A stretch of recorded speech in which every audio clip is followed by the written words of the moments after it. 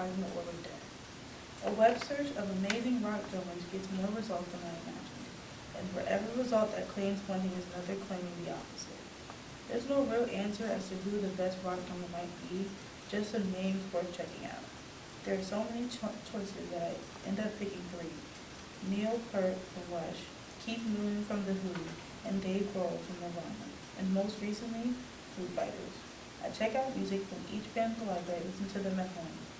Keith Moon and Dave Grohl play really fast and powerfully, and I swear halfway through every song they're going to break their drums in half.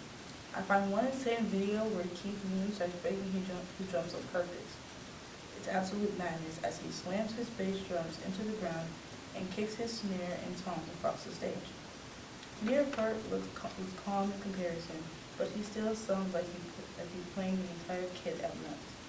I'm convinced he has 8 arms and the energy of a border collie herding sheep.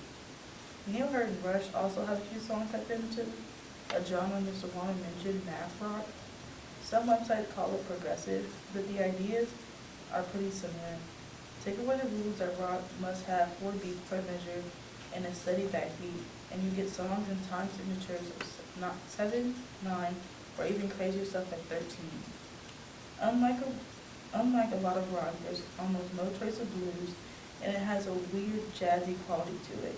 I listen to songs by June 44, Don Caballero, King Crimson, and a bunch of bands whose names I can't pronounce. I swear I'm cross-eyed by the end. That's what Mr. Warner must have meant. Some music requires mathematical thinking. All of them are good, really good, but it leaves me with the question I have to ask Pete at our next Monday lesson. How do they only use their wrists when they play so loud? Pete pulls out his phone and loads a video. Check out Near Her playing a solo. He says, handing his phone to me. Yes, he moves his arms all over when he plays rock beats. It's called showmanship. When he plays the really fast stuff, he doesn't move his arms at all. I watched the video and see that Pete's right. Neil Peart flings his arms all about, looking tough and cool, but when it comes to the fast stuff, it's all in reverse. It's weird. I've always been angry when I play the drums. I even saw it as an advantage. But the more I learn about them, the less angry I feel. The next 2 lessons have a set pattern. The first 5 minutes, we talk about new music I've checked out the library. John Coltrane, the saxophonist, Ella Fitzgerald, the singer, and more. For the first time since the conversation with my dad, I brought up John Bonham's solo of Moby Dick, and Pete doesn't say anything about how he died. He just smiles. Then we spend 10 minutes playing singles and doubles and paradiddles and all other sorts of craziness. He makes me hold one drumstick a little higher than the other, and then I bring them both down on one spoon, creating the 2 quick strikes of a perfect plan. The rest of the lesson is a powerhouse of new drum beats and patterns, each one cooler and harder to play than the last.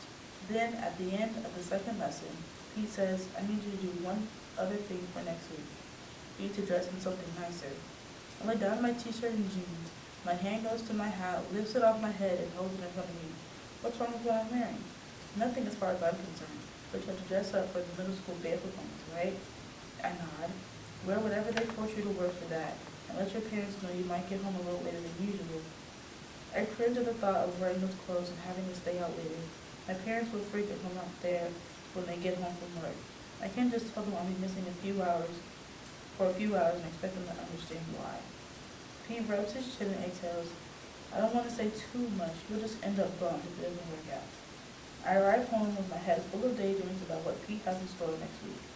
I try to get my mind off it by going back online and searching something else. Something Pete didn't ask, but I'm thinking he'll like. I click in the browser search box, enter the phrase amazing girl rock drummers, and click the search button.